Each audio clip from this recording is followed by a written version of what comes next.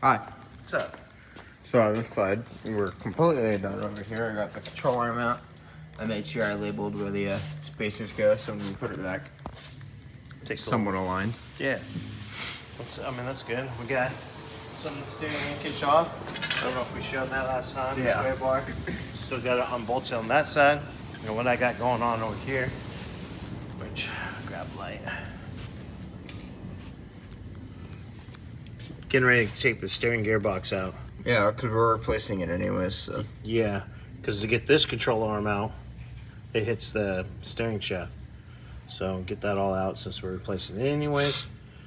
Move the steering shaft out of the way, and then this upper control arm, it's already unbolted and everything. So hopefully pretty soon we'll pretty much have everything done in the front end. We can start putting some things back together. Mock up the steering and yeah. Wait for the control arms bushings to be done and good to go. That's it, huh? We got new springs, new tie rods, new bushings, new ball joints, isolator bushings for the springs.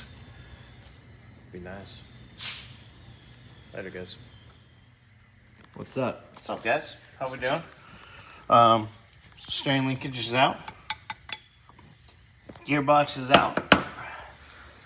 And cleaning up hardware of everything, getting bagged and tagged, and get everything cleaned up here.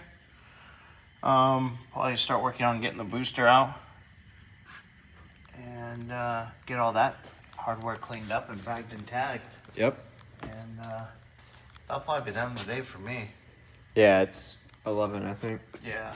So yeah, I'm only back part-time, which is nice, quiet. Peaceful. Exactly. So, all right, guys. Well, that's my update. I'll get some more things done, and before I leave, we'll probably do one more good update. All right, later.